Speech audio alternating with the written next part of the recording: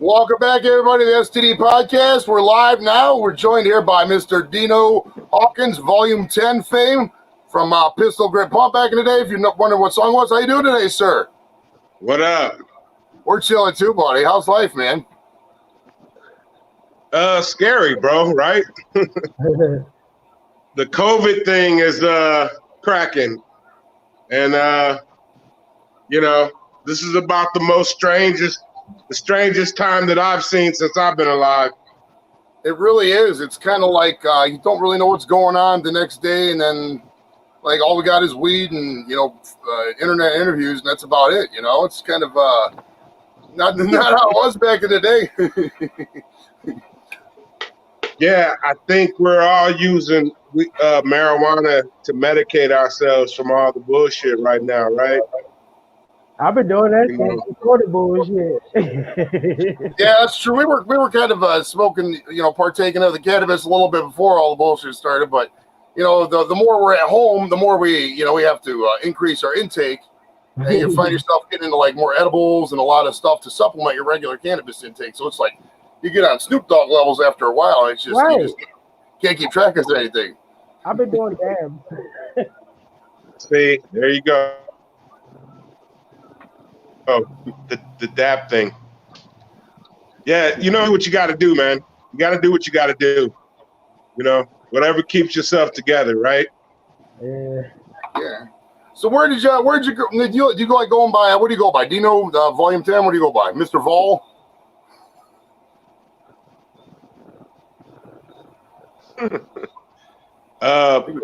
Volume 10. Volume 10. All right. Where'd you grow up? California? You got a choppy connection here. Can anybody else hear me? Her name is Dino. Oh, there we go. Sorry about that. I guess you could say I'm a California kid. I grew up in LA and I grew up in Oakland. Oh, Oakland. Okay. What were you when you were in school? Were you like the class clown? What got you into hip hop and rap and stuff like that? Nah, well, yeah, I was in there. I was what do you call those kids? I was the stoner / rapper kid. Yeah. You know what I mean? I'd smoke a blunt before school, and I'd go in high as fuck, and I wouldn't do anything but write raps. Okay. And there you go. I went to college for rap on my desk at school. All right. So how old were you when you first started rapping? Like, how'd you guys do back then? Interview. Come say hi. You want to say hi? I know you're. Somebody's there. Tell them to say hi. We're very informal here. Yeah, my wife just walked in. What's up, Koala Harris 2020? Hello. How are ya? Hey, I'm spoofing Kamala Harris with this character named Koala Harris. So if you go on YouTube or IG, Koala, like koala bear. There's a Koala Harris. I'll have to check that out. 2020. Koala Harris. Right. Because when I'm not bumping Snoop Dogg or smoking weed, I'm running for vice president. Stupid. I'm thinking about running for governor someday too myself. Actually, I want to legalize weed. Is the only thing I really want to do. That's the only reason. So does she with her initiatives. No, I'll be up to Kamala Harris. I studied her when she was running back in April. I think she dropped out in April last year, April 9th. It was so long ago. That seems like 5 years ago, doesn't it? Remember when her was? I'm just bringing satire and spoofing back. So I'm just spoofing her. So that's all I know. And I take sound bites from her speeches and her interviews, and it's working. That's awesome. So how old were you when you first started rapping? 16, 15? The tire is hissing. It's getting flat right now. Yeah, about 15 years old. She just informed me that our tire is going flat as we're speaking. Oh, on what? On your bike? On your car? What's going? My car. On my car. It's going flat. Did somebody take an ear out of it? What's going on? She said there was some glass parked in front of the house, and she just drove right over it. Oh, that happened to me. I was going to my daughter's house and I bumped over one of those things. I got a flat tire and then it cost like $100. I mean, it was bullshit. Listen, I want to say before we really get into this, I want to apologize about last week. And I totally fucking space cased last week, and I apologize, bro. See, you guys are smoking, and that's why I'm not going to smoke right now at this particular moment, because I won't be able. I'm already high, but if I smoke anymore, it just won't be a good interview, bro. So, excuse me while I don't smoke. Oh, that's no problem. I feel you. After a while, too, we'd be sitting here watching, Robot Chicken or some shit ourselves. And you know how that goes. What Robot Chick? my buddy used to love that. He would just say, man, I remember back when I was still in the service, he would always call me. He's like, bro, you got to watch this Robot Chicken, man. It's so funny. He would call me like 2 a.m. and tell me to watch it. And it'd be the ultimate stoner comedy. It's hilarious, man. Was it dope?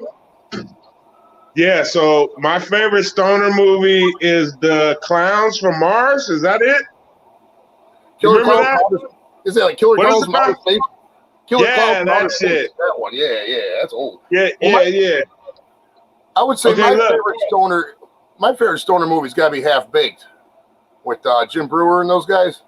Yeah, Half Baked. Half Baked. I don't remember it that much. I remember it, but I don't remember it that well. Do you remember when he gave that horse all those treats? He's like, "How you doing, girl?" And he gave all the horse the treats, and the horse was diabetic, and then the horse died, and he got charged with murder. Vaguely. For me, it's between that or Pineapple Express. Pineapple Express is a good stoner movie too. Oh yeah. Pineapple Express is one of my faves for sure. That's one of my favorite strains of weed too. Actually, is pineapple. Yeah, I just had some. Oh, nice. Yeah. What about Redman and fucking Method Man, bro? Like the fucking the weed that made him smart and shit. How high? How high? Yeah. That's my movie too. So when you first recorded Pistol Grip Pump, did you know it was going to be a hit right away? Was it just it randomly happened? How did you come about there? I didn't even really like the beat. They gave me the beat without the bass line. And I was like, what am I gonna do with this? They don't have a bass line in it. And I was like, I don't really want to fuck with this. And they was like, trust me, just write the fucking song and we'll put the bass line in it later. And I was like, yeah, all right. And just because of the Baker Boys and because they were really like adamant about it, I decided to go ahead and write the song. You know what I mean? And I don't know, maybe partial way through the song, the first verse through, they sent me the bass line. You know what I mean? Okay. Now was that was called I'm hip? having an interview right now.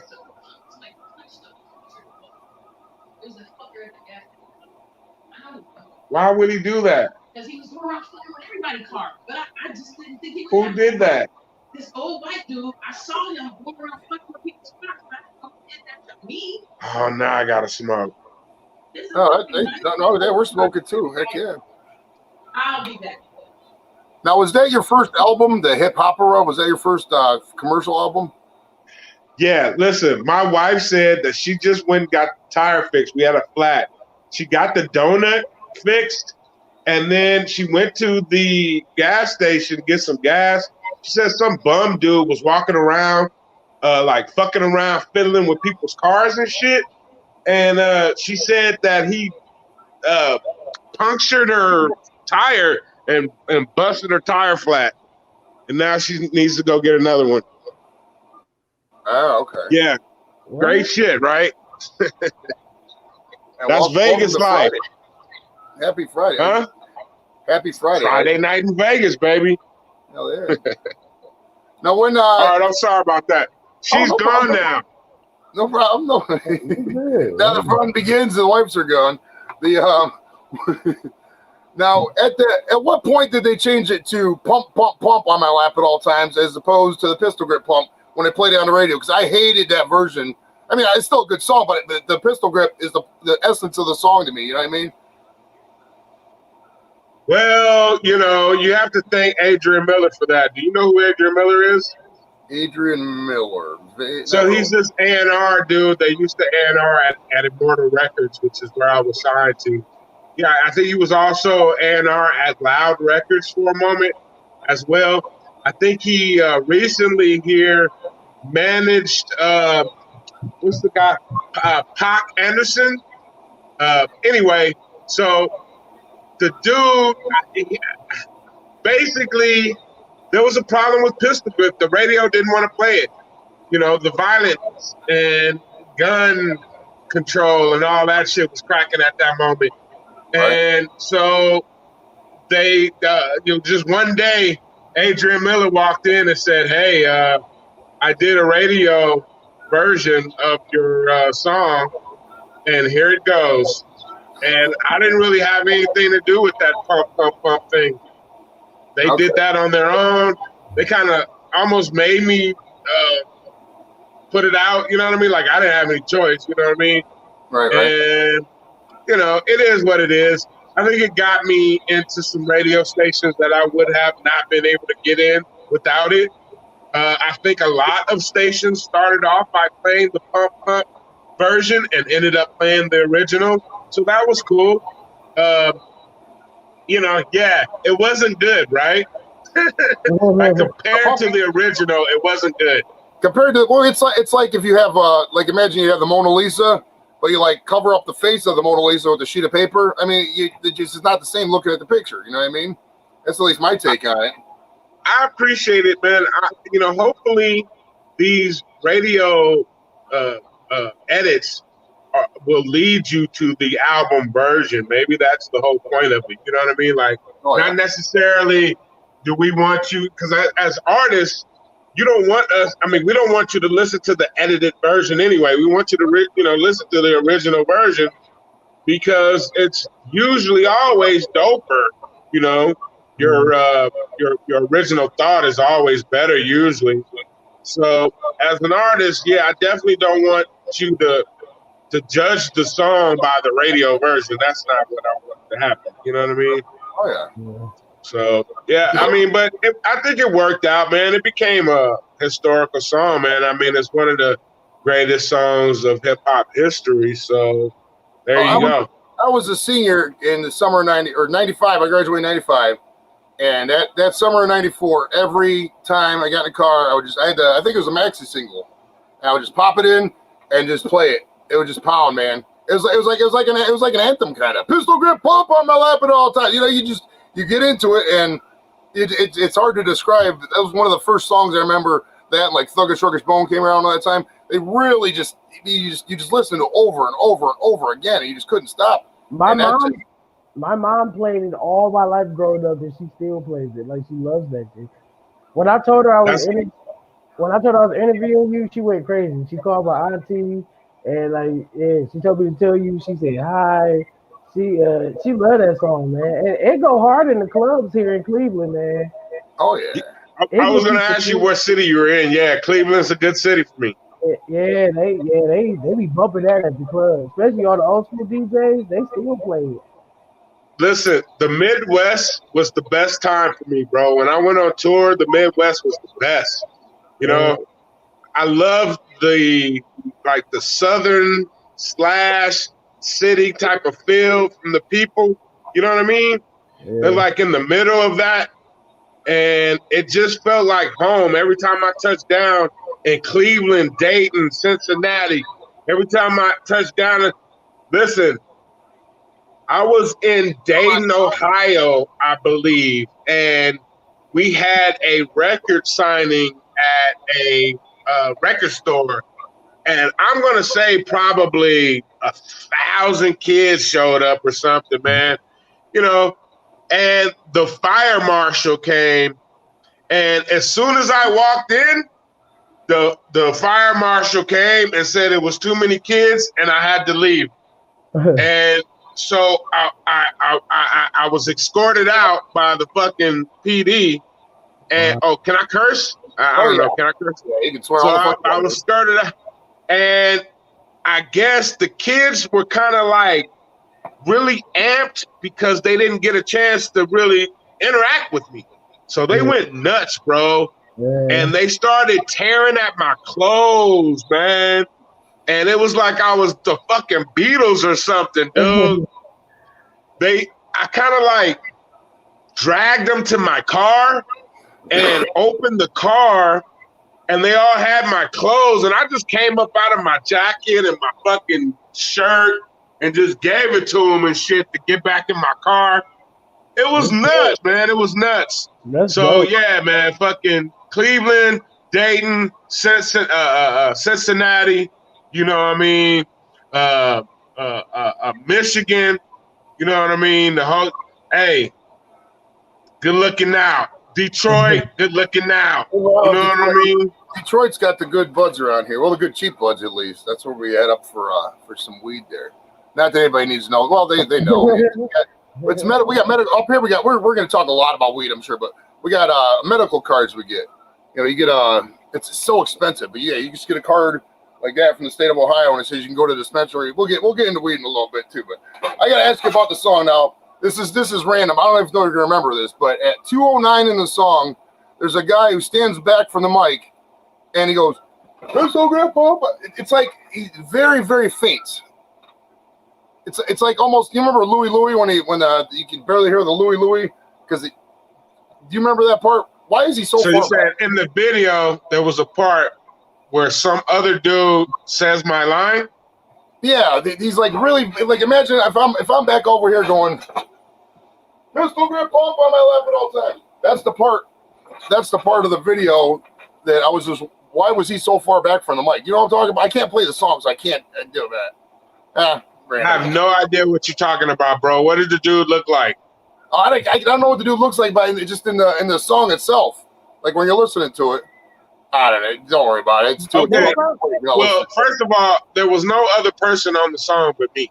Oh, so that just must have been a track of you seeing it then. Okay. Right. That was just a background that I did. Fucking, you know what I mean? Okay. Yeah. How did you guys mix songs back? I mean, was there anything on the computer? How did you was it just tapes? How did you cut stuff? Like beats and all that? How did we cut stuff? Man, you don't know how old that song is, do you? How old are you? Oh, I'm 20. I'm 43. I know how old that's. I've never produced music, so I have no idea. So it's all new to me. I know. Back in the olden days, if you wanted to edit a song, you would have to cut the tape, bro. We put it on tape, like how people put the movies on tape. Right, we actually put music on tape. You put it on an inch tape or a 2-inch tape, right? Then they had a fucking reel. You'd spin it on like a movie projector, right? And you spin the tape onto the reel. The reel kind of looked like a movie projector, but it didn't have any audio. It didn't have any visual. And if you wanted to edit, you had to take a fucking a razor blade and actually cut the tape and splice it together, bro. Like cut the part that you didn't want in there, you cut that out and put it together with some type of adhesive or something. You know what I mean? Just like, see what I'm saying? That's crazy, right? Just like what you would do. Well, they don't do that anymore for movies. They used to do the same thing with movies, but I'm sure it's fucking digital now for movies now too. Wow. Yeah, you got to understand that, you know, going from that, which is like Stone Age, to digital is like culture shock, and a lot of guys didn't make it. You know what I mean? Okay. Fat Jack, which is you know going to end up being one of the most prominent producers on West Coast and hip hop. He basically told me that he would never write beats on a computer. He called them erector set beats. You know, a little erector set game. And he was like, fuck that, I'll never do that shit. It's my MP for life. That fool is now doing Erectoset beats also. Because you get to the point where you realize that this new information is actually here to help us. You know what I mean? And, you know, although there's you know, it's a give and take, the new music doesn't sound as warm as the tape. That funk sound is missing. It just comes off digital now. But there are some good improvements here lately. They got some new plugins that come really, really close to the old school sounds. And let me give shouts out to Garfield, which is my engineer. He mastered the new album that I have out. By the way, I got a new album out right now called Brain Damage. Did you see anything? Oh yeah, I checked it out. I got a couple questions about that coming up. Actually, I like that. It was sometimes that Brain Damage song pounds. I like that Eazy-E Bloodline song. It was hotness. I appreciate that. So Eazy Bloodline, basically, man. You know, I grew up with Eazy-E. You know what I mean? I feel like he's the godfather of rap. And I definitely was inspired by him, NWA, and what those guys did in Compton. It was legendary, of course. And, you know, so I met Eazy, and I always wanted to work with him. He told me he wanted to work with me, anything I wanted. If I ever needed anything to get at him, I left my deal. I got at him, and he was sick, man. He was in the hospital when I was, you know, calling up to the label. I must have called the label about 10 times. Jerry Heller actually got on the phone, and, you know, he said, yeah, I don't know about Eazy, but we like your stuff, and you can come in. And I never went in. Like, I thought he was hating on Eazy, like that got into a fight or something, but I later found out he was sick. And, you know, it's crazy because I definitely wanted to be part of that Ruthless family. You know, the split happened, right?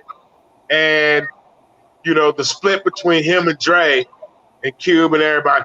But when him and Dre split, you know, there was two fashions now, right? There was Eazy-E with Ruthless, and then there was, you know, Dre with what was the name of his company again? Forget it. Death Row. Death Row.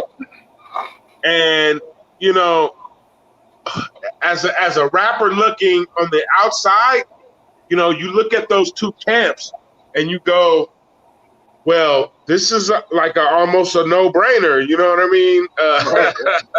I'm gonna roll with Eazy, man. I don't need those problems. You know what I mean? They were the only two really crews in the city that MC could really you know, get rich in. And when Eazy died, it kind of squashed my thought of you know, going commercial, you know, in the commercial route. And you know, to me, he was just, you know, when I say he, I was like, I'm talking about Death Row. It's just not an option for me. And hold on, I'm getting a. Anyway, so yeah, that was unfortunate. So where were we? Oh, you was talking about Eazy-E. Eazy Bloodline, yeah. Just I don't know, man. Just one of my inspirations in rap. You know, I like Eazy. I put Eazy. It's I mean, you could go back and forth. You know. Hold on for a minute. Hold on. All right, hold on.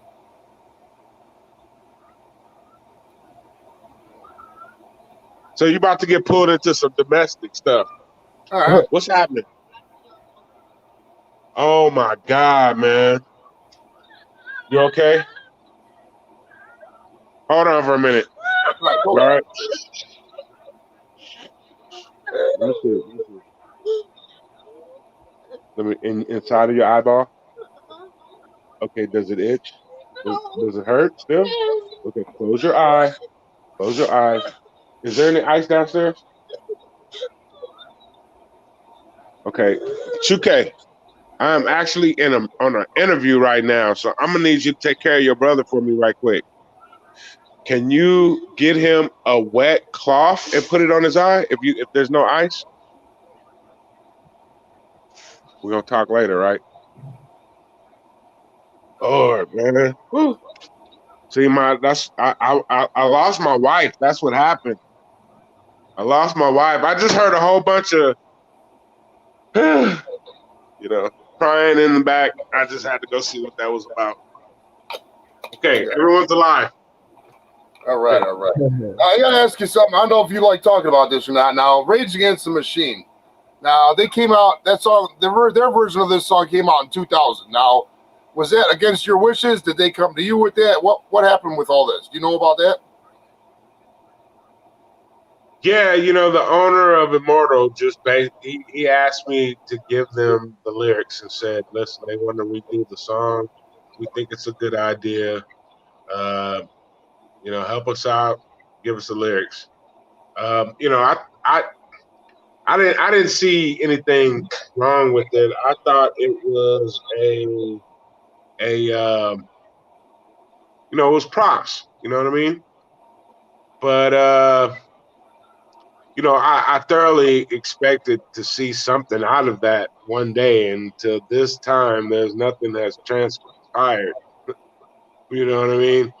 I thought maybe they'd ask me up on stage once or twice to come find me, and they know where I'm at. You know what I mean? So, but I mean, it is what it is, man.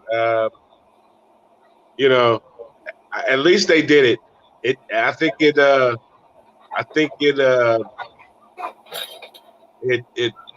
helped my brand, and a lot more people know who I am because of it.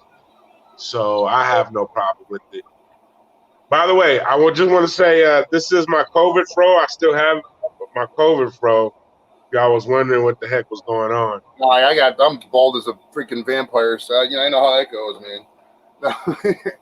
Now, what was I? What I was going to ask you something. If they're out there, if someone knows them, hey, man, say, hey, Volume was like, hey, bring me on stage, bro. I'm ready to get down. I would pay several $100s to see you and those guys do that song on stage. I'm not gonna lie, that'd be raw. It would seriously be raw, man. Hell yeah. Now, back in the day when you were rapping with Eazy-E or meeting Eazy-E, and I heard the story on the song on the album, the Brain Damage album, which you could download. I put the link in the bio here, or not the bio, the description. I put the link to download your album here if you want to go to. I can't remember the name of the website, but you just click on it and it's real easy. But so I heard the story of Eazy-E. You just told some of that. Now, what other rappers did you meet back in the day? Did you ever meet Tupac and Biggie and those guys? Some of the rappers that have deceased.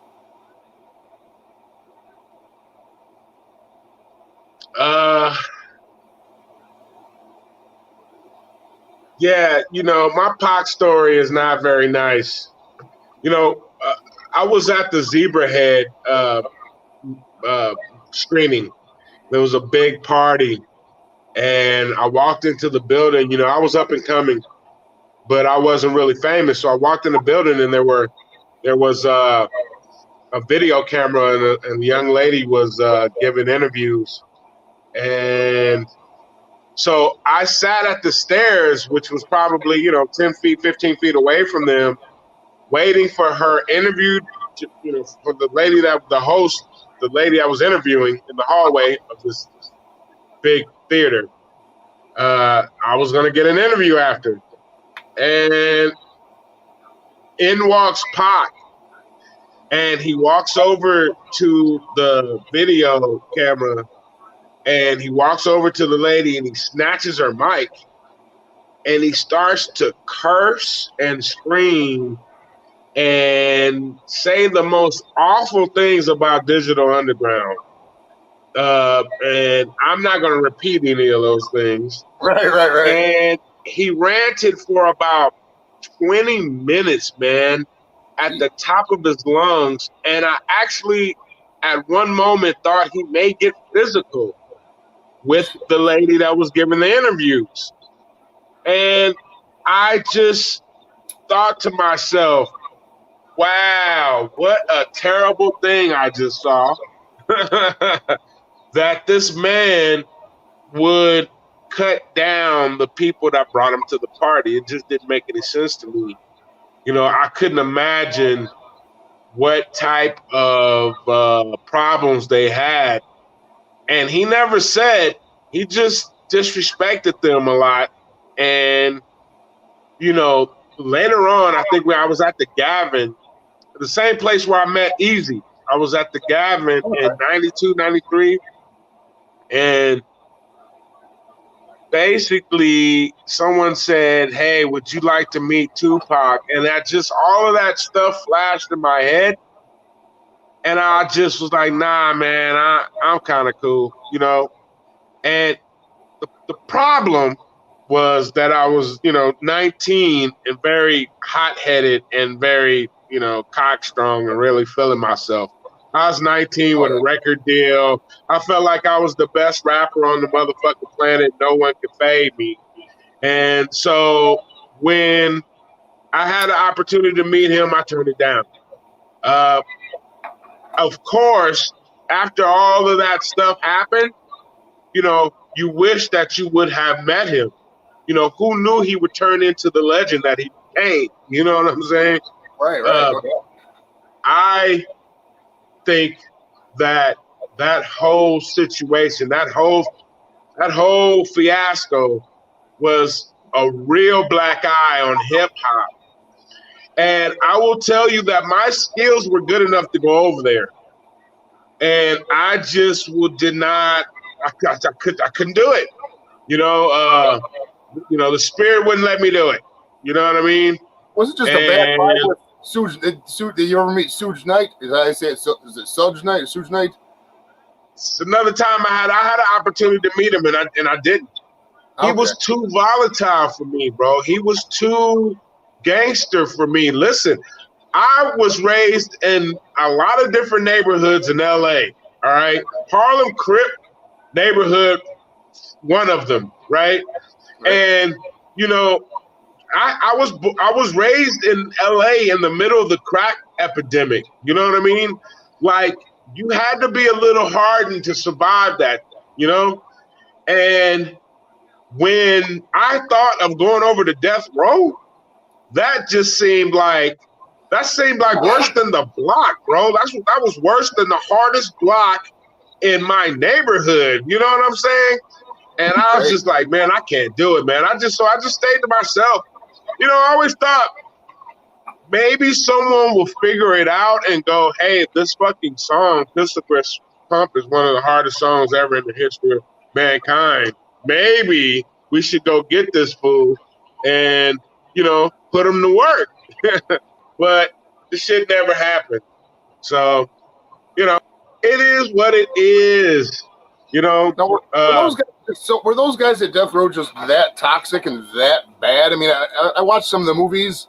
I mean, I watched like one or two of the movies about Tupac and stuff like that, and they just portray those guys as like dog eat dog, real mean. You know what I mean? Like, it feels like a corporate, everybody out for themselves kind of place. Would you say that's kind of true, or that's the vibe I'm getting from what you're telling me?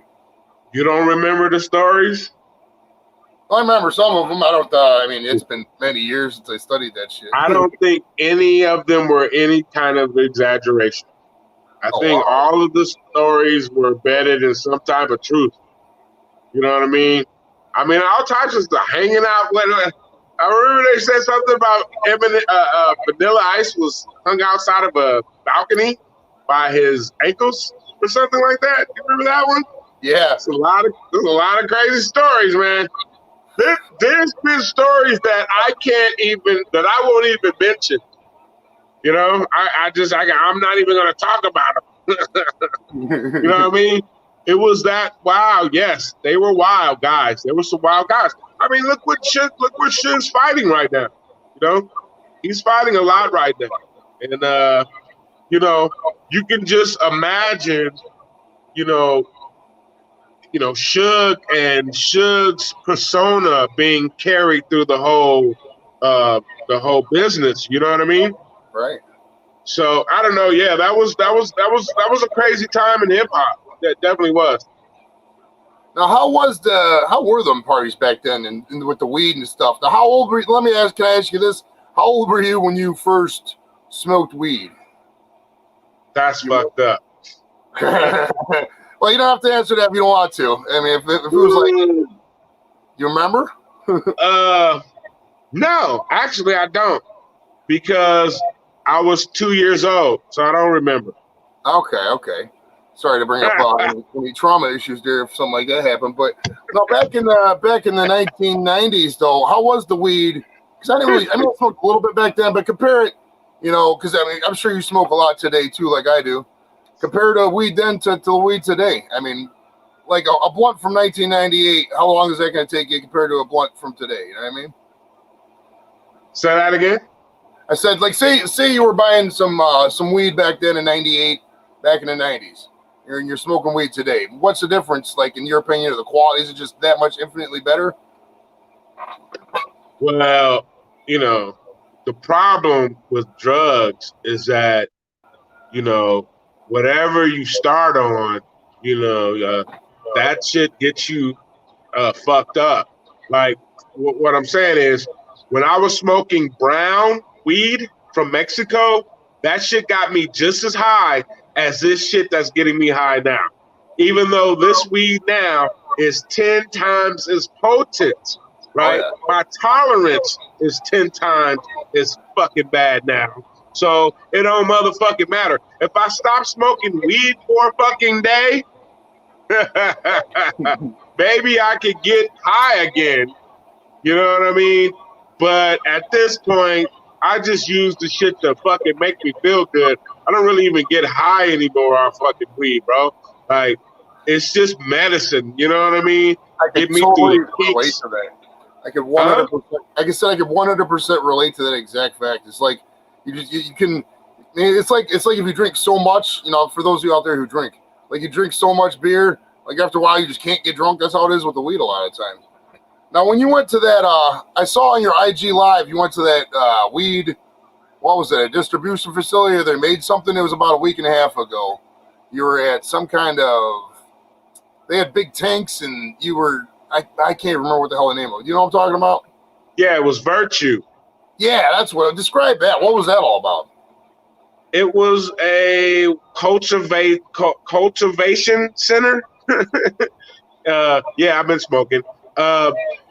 So yeah, Virtue is one of the premium growers in Nevada, and you can go to any one of these dispensaries. There's probably 50 of them, and you'll find their brand there. I am friends with Cut Chemist, whose cousin works there. His name is Dave. Dave is Clad9 on Instagram, and he basically hit me up and said, "Hey, I'm going to Vegas. Would you like to come through and check out the facilities and get you a sample bag?" Sure. You know what I mean? So my son was visiting from Los Angeles, and him and myself, my wife, we all went. And I mean, yeah, it was like going to Disneyland for stoners, bro. Just to go to the source was like, oh. You know what I mean? What did it smell like? What describe the smell? I mean, like compare like how you open up a thing of weed and you smell it. Was it 10 times better than that, or what was the smells like in there?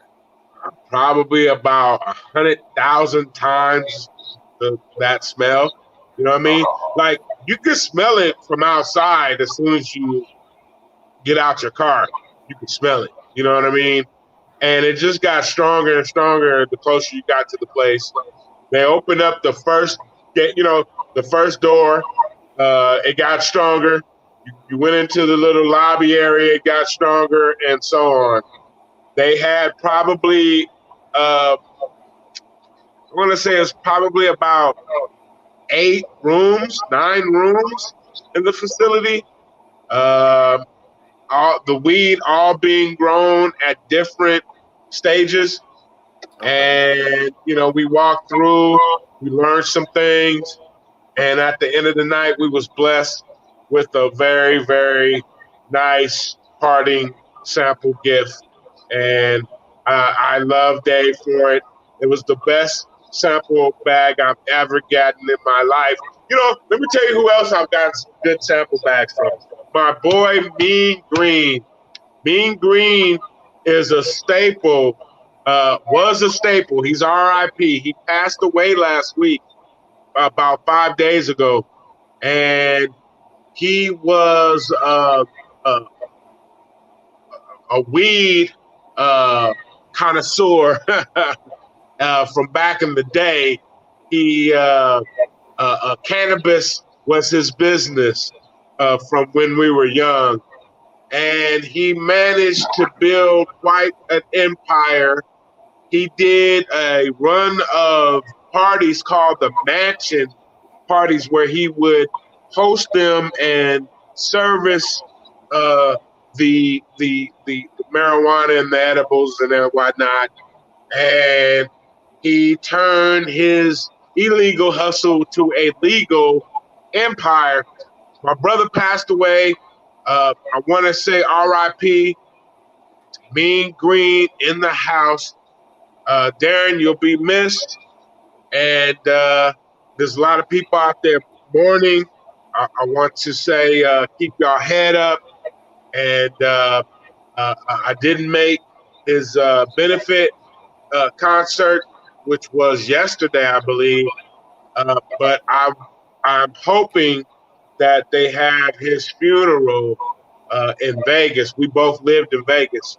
So, RIP to Mean Green, and you'll be missed, bro. Okay. Well, RIP, definitely, for sure. Mean Green gave me some beautiful gift bags when I did shows for him. Nice. There you go. Now, what strains are you into these days? What's some of the more common strains you like, and what are some of the strains you could probably find only out there that you would say you've been smoking recently you really like? Well, bro, I don't believe in strains. Okay.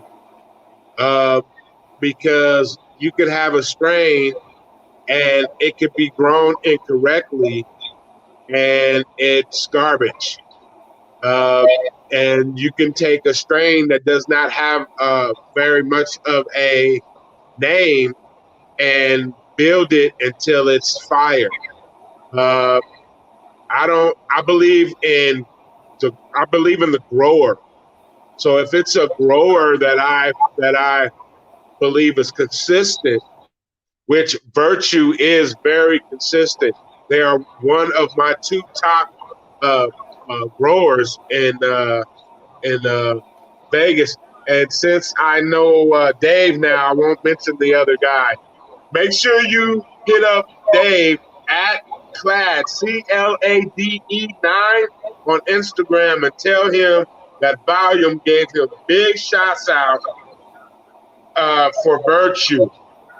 We'll do. I'm dying. I was actually gonna go to Vegas in I think it was June, and then Frontier canceled my flight. Man, it was kind of pissing me off. And then I forgot to cancel the hotel because I was high, and then they charged me for it. I didn't get my money back. It pissed me off. You don't want to come to Vegas right now, bro. And that's why I was talking to the guys in the group chat, and I said, well, I mean, if you got to wear a mask everywhere, and there's no fun at 0.25% capacity, nobody's there. It's like, why even go? That's what I'm saying. And I'm not trying to travel right now. It appears to me that COVID is real, and I'm just going to sit in my house and try to wait this thing out. My wife wanted to go to the grocery store today to get bananas, and I had to talk her out of it. I'm like, no, I think you need to stay home until we actually need to go grocery shopping. I don't want you risking your life for some fucking bananas. You know what I mean? Right. So we're afraid. You know, we've changed our whole program, and I hate to say afraid, but we are thoroughly cautious about what we're doing, where we're going, who we're interacting with. And you're back. What happened? You didn't make it. Okay, so where are you at now? You drove back home. Okay, so you went all the way to the hood? Okay, wife, I'm having an interview. All right. So tell me about your new album, Brain Damage. I listened to pretty much most of it. What do you still like rapping it? I mean, our age here, we're in our 40s now. It pounded. I still liked it. It was good songs on it. What inspired you? What inspired this? I love the album cover, like 10 of your heads going on. I like that. That was awesome. The album cover really tripped me out. Did you just ask me if I still rap at my age? No. I said, do you still enjoy doing this? Like, is the enthusiasm still there like it was back when we were, you were 18, 19 years old? You know what I mean? It is. Okay. It wasn't for a long time, and I guess that's why you didn't hear from me. Okay. You know, to get to what we perceive as the top of the mountain in rap, you get a hit record. It's like, winning the championship in the NBA, right? And imagine winning the championship and then not getting paid. You know what I mean? All the accolades, which is the monetary wealth, never came. Basically, that's what happened. And okay, I lost my train of thought right there. What was your question again? We talk about you still the enthusiasm for rapping today. So yeah, I stopped rapping. I wasn't very good at it. If you're not in love with the thing anymore, it will leave you, and it left. The edge, which is where you would want to be. The edge is not.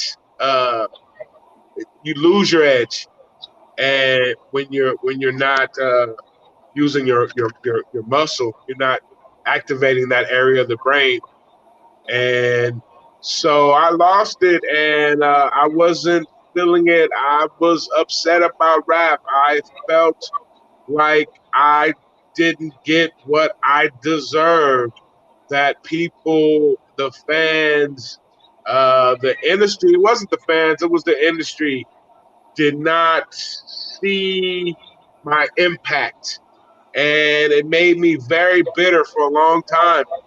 And so, yeah, I had lost that drive. But, I left it alone until I realized that, rap is where I went to college for. You know what I mean? That's where I spent all of my energy.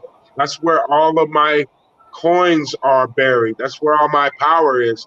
And so for me, at the age that I was when I started which was probably about 43 or so, 40, I started, wanting to be good again. You know what I mean? Wanting to be dope again. I missed being dope. Walking into a room full of MCs and knowing that you were the best motherfucker in the building. Yeah. It was just something that I wanted to get back, and I knew I could. I felt like I was at a high enough level when I left the game that I was like muscle memory, and I'd be able to get it fucking back whenever I turned it on.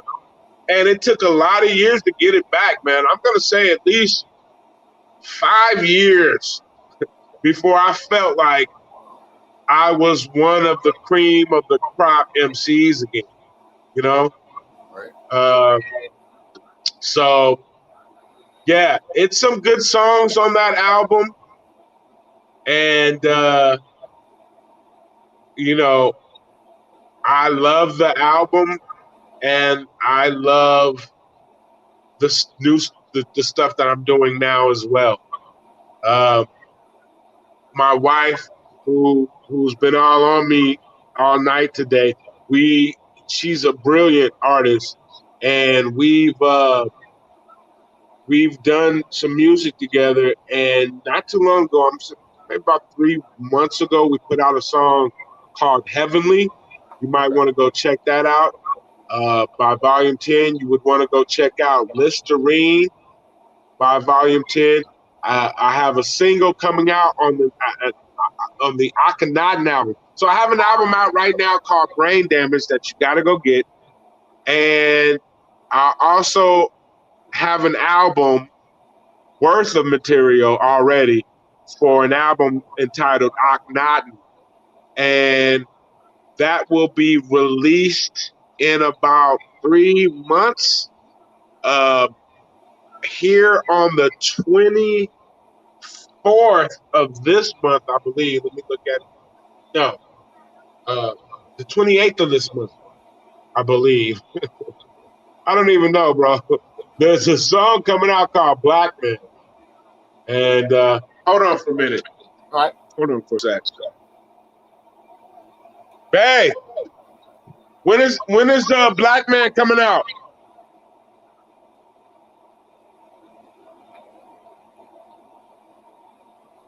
The 18th?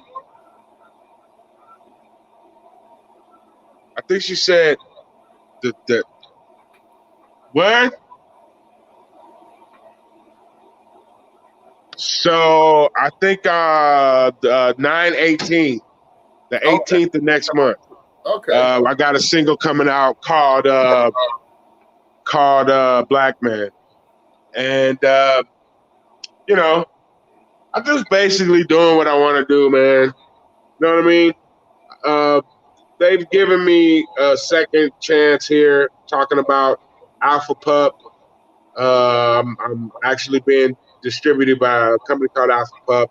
I'm signed to a label called the Order Label, and that would be from what I know, it's Self Jupiter, DJ Nobody, and Mr. Kevin Wu are owners. And you know, I am just trying to do as best job as I can to get noticed again through the music. And, you know, second chances are beautiful, especially when you win. Heck yeah. Now, what is, do you still tour? When was the last time you toured? Is that still appealing to you or no? I mean, I would love to tour, although I don't think anyone's touring right now. Yeah, not with the coronavirus, for sure. Yeah, I would love to tour. That seems to be the only place where a guy's making money. You know, I guess guys are making money with merch. And I saw a post on Facebook the other day, and a guy said, listen, you have to support my music. I didn't become an artist to fold T-shirts. And, Right, you know, I kind of feel him on that. I will implore people to support hip hop. Oh, I mean, I look at it like this. If you could give an artist, you know, $10 and buy the digital album for download, do it. I mean, you're going to give somebody a $10 tip at the Applebee's if you go out to eat. You know, what's $10 anymore? You know what I mean? Make that person took their time out of their day to give that music to you. You know, you could give them 50 cents a song. I mean, it's totally worth it, in my opinion. That's just my opinion. I don't know. I think it's terrible that these women with fan-only pages are becoming rich. And thank you. and and the hip hoppers are still struggling. It's just terrible, bro. It's just terrible. You know, I hate speaking about it because, you know, we all underground artists wish not to be underground. You know what I mean? Right. And so you would not want to throw shots at the organism that you wish to be a part of. Okay? So me sitting here talking negatively about the industry is not going to help me at all, right?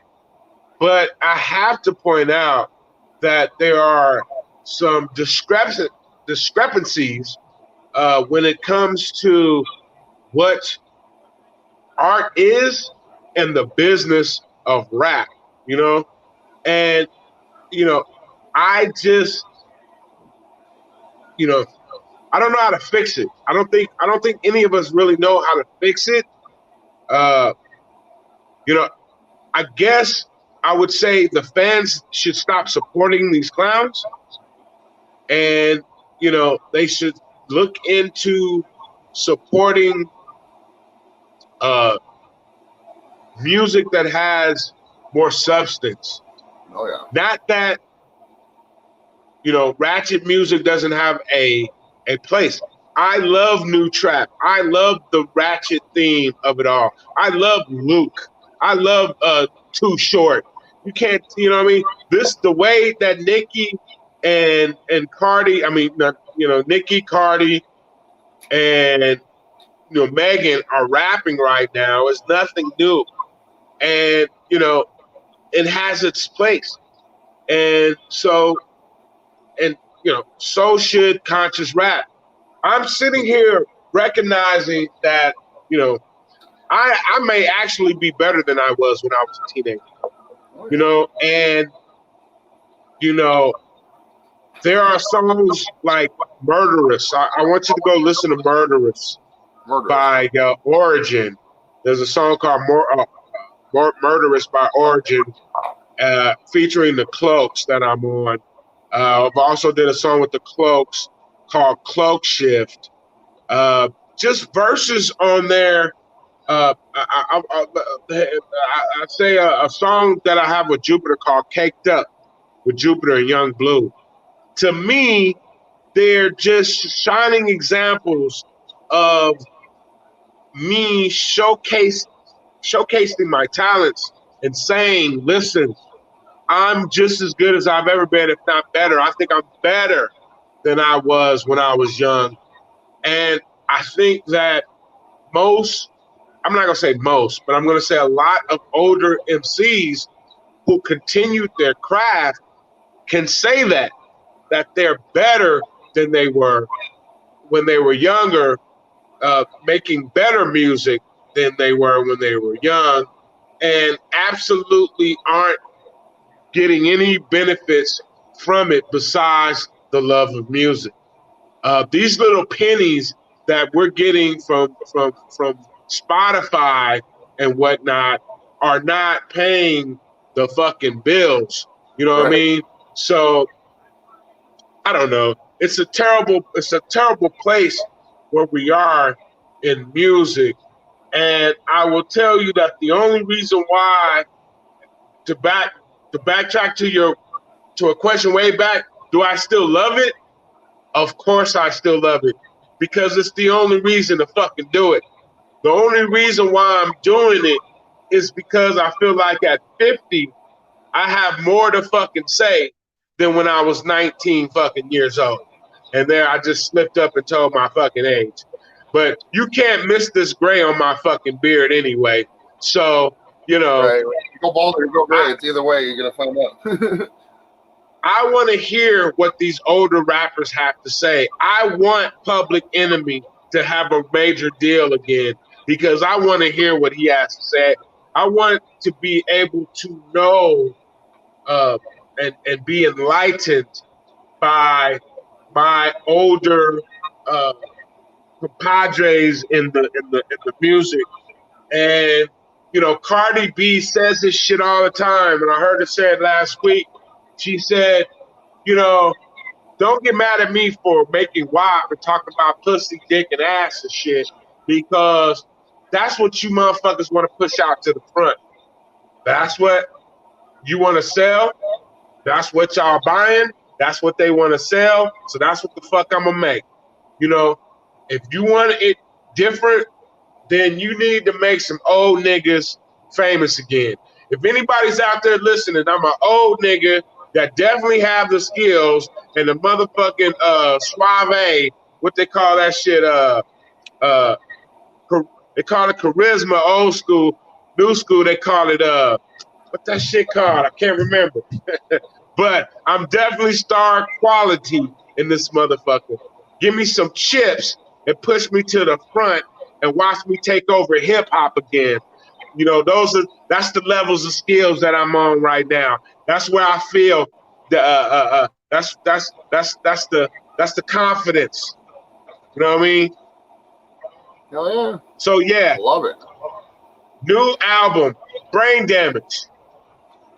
New songs. Check it out today. Definitely. Buy it, motherfucker. Brain Damage song. I listened to Brain Damage about 5-6 times in a row. That bitch was raw. I think next to Pistol Grip Pump. Yeah, it's probably my favorite song here is next to that Pistol Grip Pump. Oh yeah. I appreciate it, man. I appreciate it. Man. Good deal. Awesome, brother. Well, I'd like to thank you for coming out today, man. I know you got a lot of stuff going on, and you know, Black Lives, not to sound like I'm an idiot, but Black Lives do matter. If you're out there, you know how we feel about that shit on the show. And definitely check out Mr. Dino Hawkins Volume 10's new album. It's I linked it in the description here. Please buy it. You know, don't just stream it for 2 seconds and then that's it. You know, get this man another gold record or a platinum record or diamond record. He's better than, I mean, if you're gonna be honest, Volume 10 is gonna be better than half these new guys out there, the Drake and all these people. I don't really know new rap anymore. Like MGK, I'm a really big MGK fan because he's from Cleveland. But other than that, I really don't know much new rap. You know what I mean? Because ever since you got kids and you're a dad, you really can't play a lot of it. So it's like, you know, well, I mean, I don't really give a shit. I play the unedited versions. Well, you said the new. You said something about new. I like the new guys. I like the new sound. I don't necessarily like what they're talking about. And I, you know, I think that too much of anything is bad, right? Like, I don't mind the ratchet, but right now, I think it's just too much. I will tell you that this Brain Damage album is definitely for the hardcore hip hopper. You know what I mean? A lot of people say that it reminded them of my old album, the hip hopper, which I believe to be a hip hop underground classic. And you know, it's definitely a strong album. Please go get it. Heck yeah. But I want to say, before I go, I want to say this new album, Agnaden, has a lot of new elements in it. You know, I did a lot of the album with my son, my junior, Dino Dwayne Hawkins Jr. He's Dino Dwayne Hawkins on Instagram. I am Dino Volume 10 Hawkins on Instagram. So my son produced, and he's just as talented as his dad on the fucking beat as I am, you know, on the mic. So this Agnaden has a little bit new flavor, but I'm gonna go back and forth. I'm not gonna let you pigeonhole me into any particular style. Don't forget, I'm the guy that has styles on deck, and you know, I'm going to be wielding my power as an MC until I can no longer fucking think. Go right. Have a good day. Get to the fucking top, brother. Right to the top. You too, my man. All right, you take it easy, brother. I'll talk to you. I'll see you around. I appreciate it, man. All right. Good day.